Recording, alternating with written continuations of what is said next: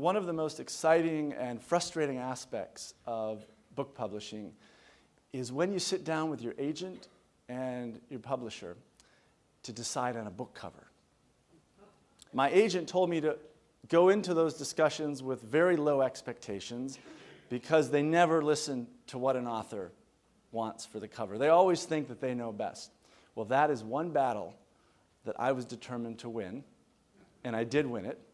I got the cover I want, and the reason that cover on my book was so important to me is because on the cover of Give War and Peace a Chance is a copy, a picture of my very copy of War and Peace.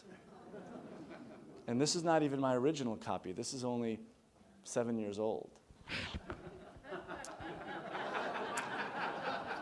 This is a newer translation. You can imagine, well, I had lost my original copy. Horrible. Had I known I'd be writing a book about War and Peace 20 years later, I wouldn't have lost it. But anyway, here we are with this book.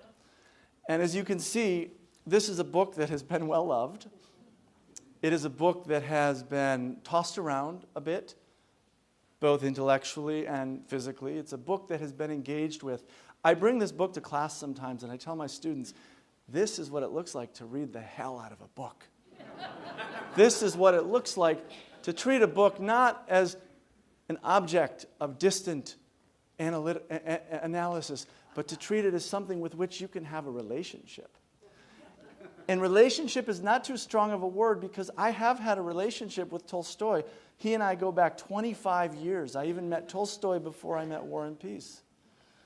And it's been one of the longest relationships of my life. It's been also one of the most intense relationships.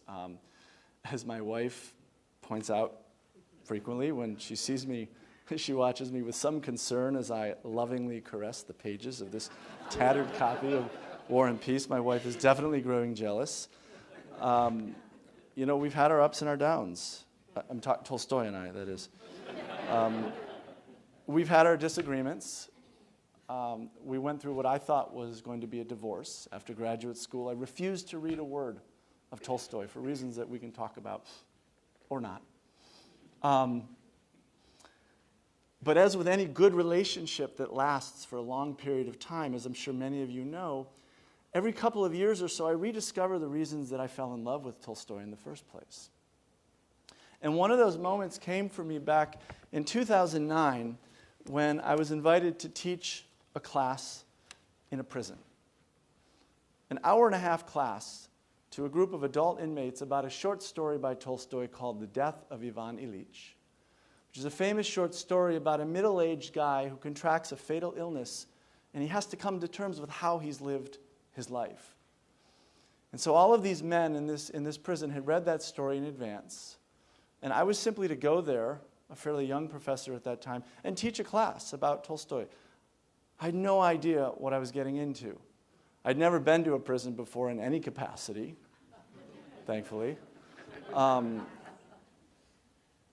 I'll never forget that moment when I walked into the room where my classroom was, and I was pretty much dressed like I am today, maybe even a little more formally.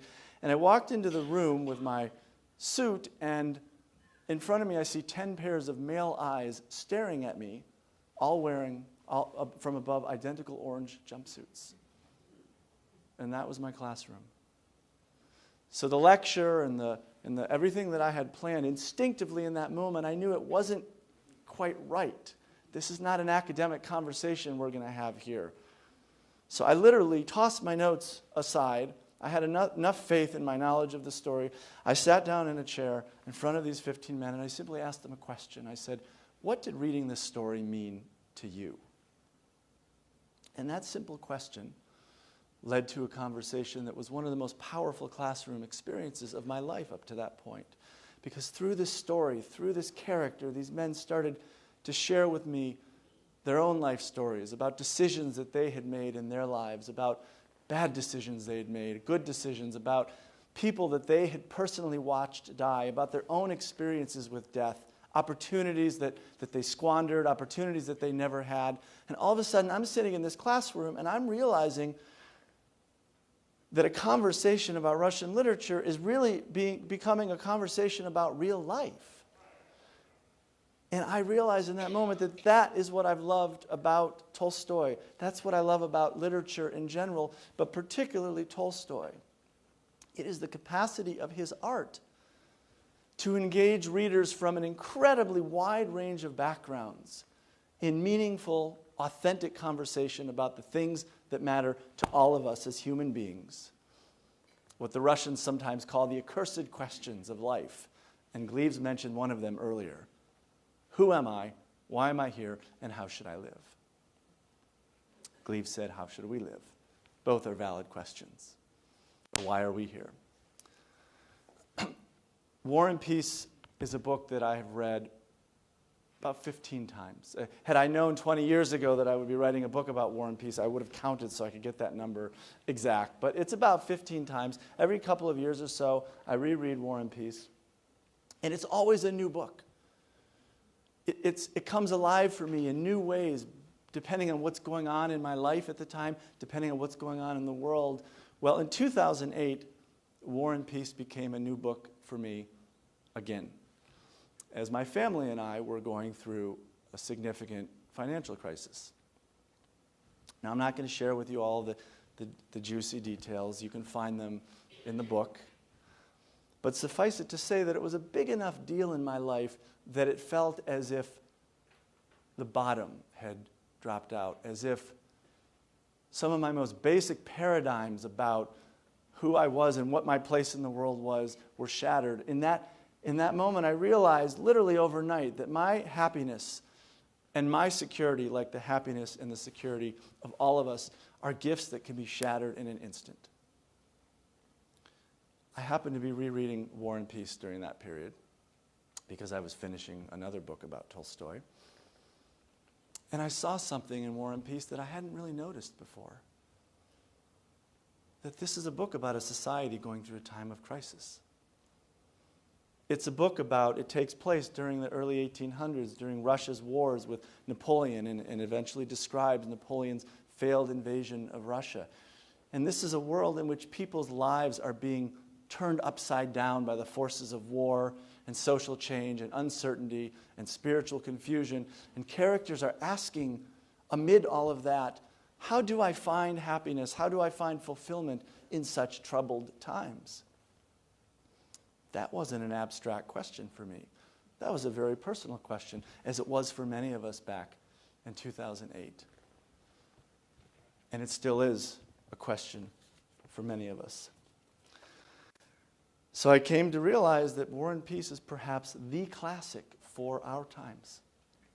And I realized I needed to write another book about Tolstoy. It wasn't an academic, it wasn't a decision that I made because I needed another publication. I had to write this book.